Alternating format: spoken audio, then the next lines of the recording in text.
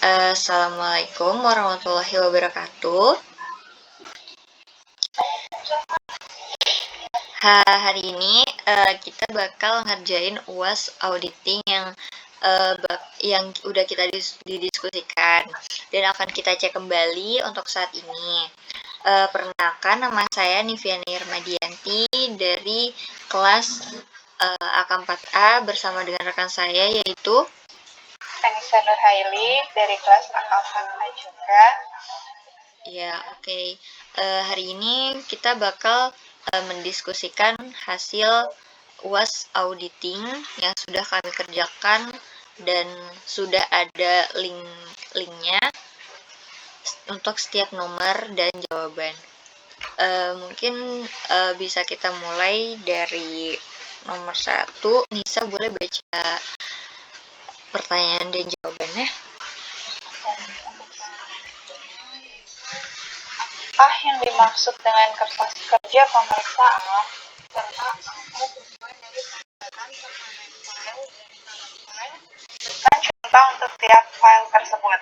Oke, yang pertama itu di sini bisa akan jawab apakah yang dimaksud dengan kertas kerja pemeriksaan terlebih dahulu ya.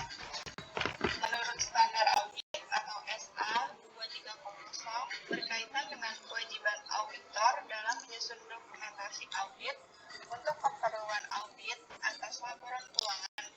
Menurut standar tersebut, yang dimaksud dengan dokumentasi audit adalah dokumentasi atas prosedur audit yang telah dilakukan, bukti audit yang relevan yang diperoleh, dan kesimpulan yang ditarik. Dokumentasi audit harus mencakup semua informasi yang dipandang perlu oleh auditor untuk memenuhi pelaksanaan audit dan menjadi pendukung atas laporan audit. Dokumen audit ini sering juga disebut sebagai kertas kerja audit. Tetapi di era teknologi informasi dewasa saat ini, dokumentasi audit seringkali itu berbentuk file-file berkomputer sehingga istilah dokumen audit dipandang lebih tepat. Oke, selanjutnya akan dilanjutkan lagi Diana. Oke, yang tadi kan Nisa udah menjelaskan tentang kertas kerja pemeriksaan. Sekarang saya akan menjelaskan tentang tujuan dari pembuatan permanent file dan current file serta contohnya untuk tiap file tersebut. Jadi permanent file itu berisi data historis dan data yang bersifat berkelanjutan. File-file ini tuh merupakan sumber informasi tentang berbagai hal dalam audit yang berlaku dari tahun ke tahun. Tujuan dari pembuatan permanent file antara lain yang pertama sebagai acuan pemeriksaan tahun mendatang, yang kedua memberi ringkasan informasi kepada staf auditor yang baru pertama kali melakukan audit atas klien tersebut, yang ketiga menghindari pembuatan kertas kerja yang sama pada audit berikutnya. Nah, contoh permanent itu ada di sini aku cantumin 4. Yang pertama itu ada ringkasan atau kopi dokumen-dokumen yang berlaku secara berkelanjutan, seperti misalnya anggaran dasar, anggaran rumah tangga, perjanjian obligasi, dan kontrak-kontrak. Terus ini ada tipe. Terus yang kedua itu ada analisis akun-akun tertentu dari tahun-tahun yang lalu yang berpengaruh terhadap auditor. Terus yang ketiga, informasi yang berhubungan dengan pemahaman tentang pengendalian internal dan penilaian resiko pengendalian. Yang keempat, ada hasil prosedur analitis dari tahun ke tahun. Nah, terus kan tadi selain ada permanent file juga ada current file. Current file ini tuh meliputi semua dokumen yang bersangkutan dengan tahun-tahun berjalan dan tahun yang diperiksa. Contoh dari current file yaitu program audit, informasi umum, working trial balance, jurnal penyesuaian, dan jurnal reklasifikasi, dan daftar pendukung. Mungkin itu aja dari aku. Kalau dari Nisa, apakah ada tambahan untuk permanent file dan current file? Kalau aku sih udah karena juga lihat dari auditing yang Haryono juga adanya seperti itu gitu, jadi cukup itu aja untuk jawabannya. Oke, kita lanjut ke nomor 2. Boleh Nisa dibacain nomor 2 soal sama jawaban.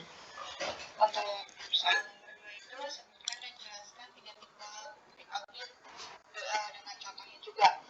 Kita audit tipe itu yaitu bukti dokumenter. Kenapa kita ambil bukti dokumenter? Karena tipe audit yang paling penting itu bagi auditor yaitu bukti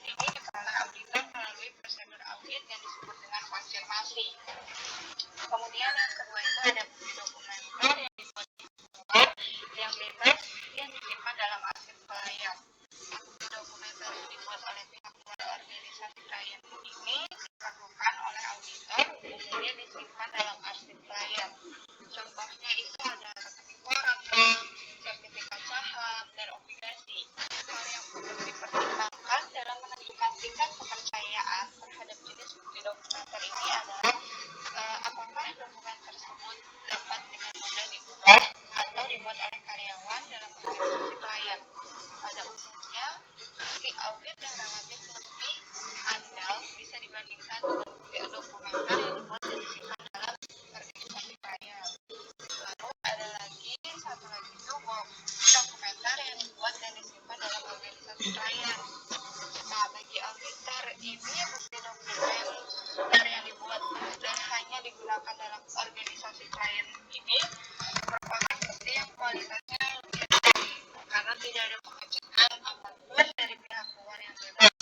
Contohnya itu ada faktur penjualan, surat tanda pembelian, pengiriman barang, laporan penerimaan barang, memo kredit, dan berbagai macam yang lainnya. Itu untuk soal nomor 2. Mungkin untuk soal berikutnya, nomor 3 akan dilanjutkan oleh Diana. Baik, saya akan menjelaskan nomor 3. Jadi pertanyaan itu, apakah perbedaan antara compliance test dan substantive test? Berikan contoh dua hal tersebut pada pengujian akun piutang. Jadi yang pertama itu kan ada compliance test atau pengujian pengendalian. Sebelum auditor memutuskan untuk menurunkan risiko pengendalian direncanakan, seandainya pengendalian internal dinilai efektif, auditor pertama-tama tuh harus menguji efektivitas pengendalian tersebut. Prosedur untuk jenis pengujian semacam ini tuh disebut pengujian pengendalian atau compliance test. Itu ada di buku Al-Haryono halaman 212. Terus compliance test ini juga adalah suatu prosedur audit yang dirancang untuk mengevaluasi efektivitas operasi pengendalian dalam mencegah atau mendeteksi dan mengoreksi kesalahan penyajian material pada tingkat asersi. Terus contoh pengujian akun piutang compliance test itu ada di web ini. Terus ini buktinya. Jadi buktinya itu kita mencocokkan per surat jalan. Jadi kan ada surat jalan 0011 terus sama faktur. Nah, itu dicocokin antara tanggal sama tanggal, terus juga nomornya sama nomornya. Nah, terus dia itu kan tadi kan pengujian pengendalian. Jadi dia juga melihat pelanggannya. Jadi di faktur surat jalan ini, faktur ini misalkan 0011 terus fakturnya 0011 tanggal 1 bulan Februari 2002 itu tuh ada pelanggan Aneka Sakti, jumlah rupiahnya itu 15.297.500. Nah, itu kita cek apakah bukti pendukungnya itu sudah ada atau belum. Soalnya kan compliance itu kan berkaitan sama pengujian pengendalian gitu. Terus yang kedua itu ada substantif test atau pengujian substantif. Auditor juga menilai catatan transaksi yang dibuat klien dengan melakukan verifikasi atas jumlah-jumlah rupiah transaksi. Suatu proses yang disebut pengujian substantif transaksi. Itu ada di buku Al-Haryono halaman 212. Terus substantif test atau pengujian substantif adalah atau merupakan prosedur-prosedur pengauditan yang dibuat oleh auditor untuk menguji atau mendeteksi kesalahan dari salsaji material dalam nilai rupiah yang mempengaruhi secara langsung kebenaran dari saldo-saldo dalam laporan keuangan. Nah, contohnya itu ada kayak gini. Jadi kan pengujian substantif itu kan melalui catatan transaksi yang auditor menilai catatan transaksi yang dibuat klien. Jadi contohnya tuh gini, buat yang pertama tuh ada kegiatan, kita list dulu daftar kegiatannya tuh apa, terus paraf ada tanggalnya juga.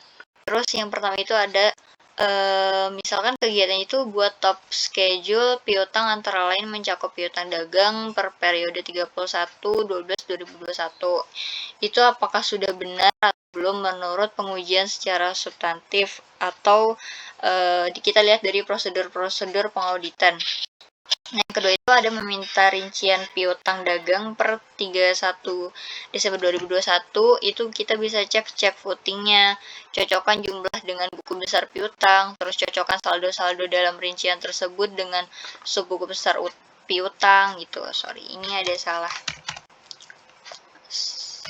Nah, terus yang ketiga itu untuk saldo piutang dagang dalam mata uang asing, periksa apakah saldo tersebut sudah dikonversikan ke dalam rupiah dengan menggunakan kurs tengah Bank Indonesia per tanggal neraca atau belum. Terus yang keempat itu ada pertimbangan untuk mengirim konfirmasi untuk piutang dagang yang saldonya besar. Terus yang kelima ada periksa pembayaran sesudah tanggal neraca. Terus yang keenam itu ada jika ada saldo debit yang cukup material dalam rincian piutang dagang, periksa bukti pendukung dan reklasifikasikan sebagai piutang. Terus yang ketujuh baru buat kesimpulan pemeriksaan gitu. Untuk jadi untuk pengertian komplit tes sama substantif tes itu dan contohnya juga udah ada. Jadi dari Nisa apakah ada tambahan? Dari ngambil referensi dari buku, terus dari internet juga, kayak gitu. Dan tadi bisa juga sempat cari, rata-rata sih jawabannya hampir sama, cuma beda-beda kata aja. Oke, Nisa. Oh iya, terus tambahan ini tuh ada keterangan dibuat oleh siapa, direvisi oleh siapa, sama tanggalnya. Terus ada jangan lupa diisi untuk kliennya, PT-nya apa, terus periodenya periode kapan. Berarti ini periodenya 2021 oleh indeks KKP 08 gitu. Oke, Nisa. Boleh dilanjut nomor 4.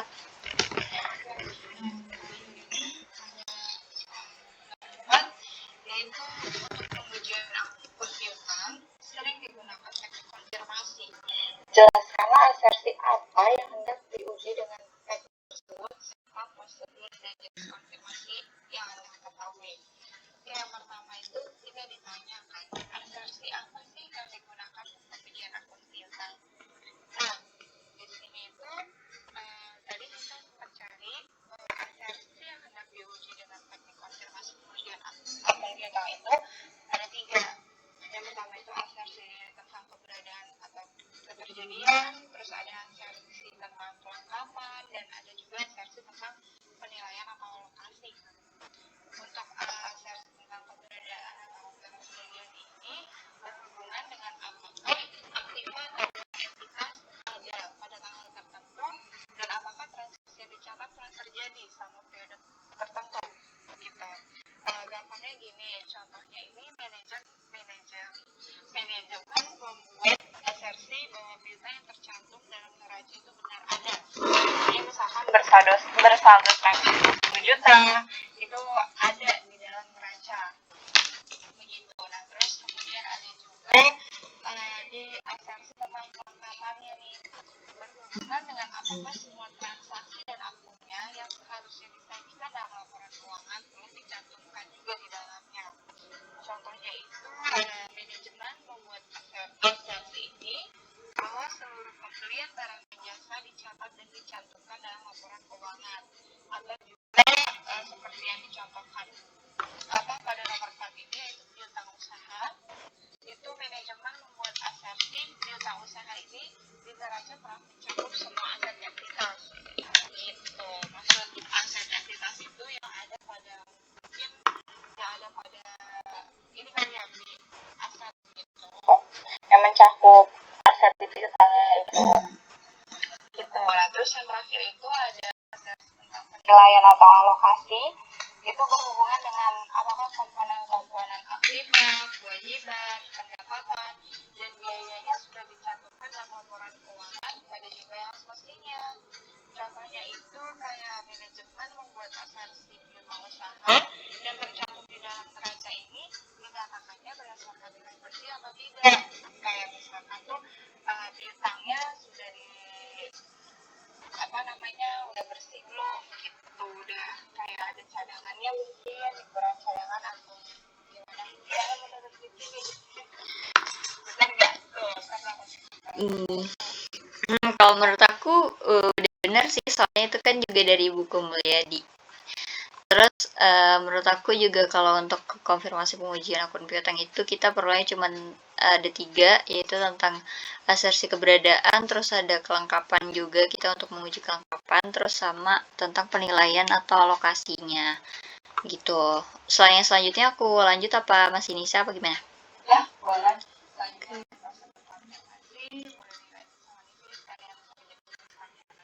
Oke, jadi selanjutnya itu ada prosedur konfirmasi pengujian akun piutang.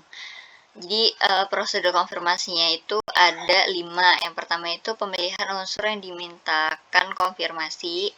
Terus yang kedua itu ada pendesainan permintaan konfirmasi. Terus yang ketiga itu ada pengkomunikasian permintaan konfirmasi kepada pihak ketiga yang bersangkutan. Yang keempat ada pemerolehan jawaban dari pihak ketiga. Yang kelima ada penilaian terhadap informasi atau tidak adanya informasi yang disediakan oleh pihak ketiga mengenai tujuan audit termasuk keandalan informasi tersebut. Itu sudah ada di link Akademia Edu, boleh kalau teman-teman mau buka, nggak apa-apa. Terus selanjutnya itu ada jenis-jenis konfirmasi. Jenis konfirmasi itu kan ada 2, yaitu konfirmasi positif sama konfirmasi negatif. Konfirmasi positif itu adalah suatu permintaan konfirmasi kepada pihak ketiga untuk merespons secara langsung kepada auditor yang menunjukkan apakah pihak yang dikonfirmasi setuju atau tidak setuju dengan informasi yang terdapat dalam permintaan konfirmasi atau menyediakan informasi yang diminta. Konfirmasi positif yaitu konfirmasi yang wajib dibalas atau untuk membuktikan nilainya oleh pihak yang diberikan konfirmasi dan memiliki konsumen yang sedikit namun utangnya banyak serta memiliki saldo yang besar. Jadi konfirmasi positif itu wajib untuk dibalas. Terus itu ada konfirmasi negatif. Konfirmasi negatif itu adalah permintaan konfirmasi kepada pihak ketiga untuk merespons secara langsung kepada auditor hanya jika pihak yang dikonfirmasi tidak setuju dengan informasi yang terdapat dalam permintaan konfirmasi. Konfirmasi negatif memiliki konsumen yang banyak namun utangnya sedikit serta memiliki saldo yang kecil. Dibandingkan dengan konfirmasi negatif, konfirmasi positif lebih bisa dipercaya karena auditor bisa melakukan prosedur tindak lanjut apabila jawaban dari debitur tidak diterima. Dalam hal konfirmasi negatif, apabila tidak diterima jawaban, dianggap bahwa apa yang tercantum dalam konfirmasi sudah benar. Itu kalau konfirmasi negatif, meskipun mungkin saja sebenarnya debitur tidak acuh atas konfirmasi tersebut. Itu ada di buku auditing, pengauditan berbasis ISA, karya Al-Haryono Yusuf, halaman 624 sampai 628. Oke. Berarti kalau konfirmasi negatif nih, kalau kita nggak jawab berarti itu benar ya? Iya, betul. Kalau konfirmasi negatif tuh benar kalau nggak dijawab. Kalau konfirmasi positif, kita harus jawab salahnya di mana gitu. Berarti kalau ada yang negatif, jadi kayak kita nih lebih baik kita jawab ya? Iya, betul. Iya, betul. Nah, betul banget. Nah, itu dia. Dan Nisa ada tambahan nggak, Nis? Udah, itu aja sih, cukup. Oke. Mungkin presentasi kita untuk jawaban UAS auditing teori kali ini sampai di sini dulu. Kita mau lanjut ke lembar jawaban. Oke, sebentar. Aku mau buka soalnya dulu.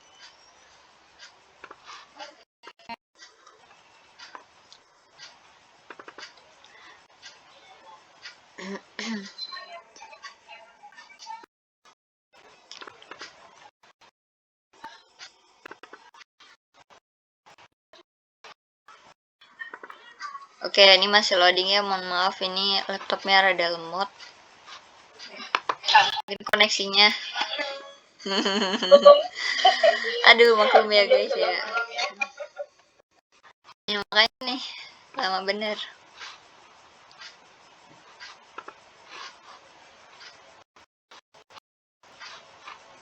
Nisa udah di lembar jawaban UAS auditing belum? Sudah nih, sudah show.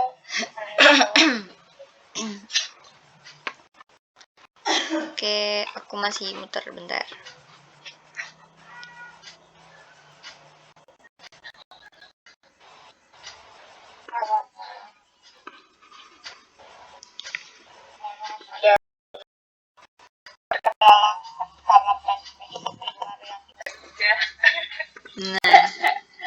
Nah itu dia.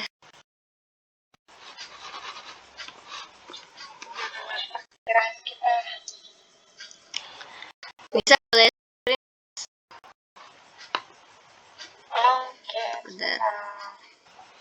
Bisa coba ya.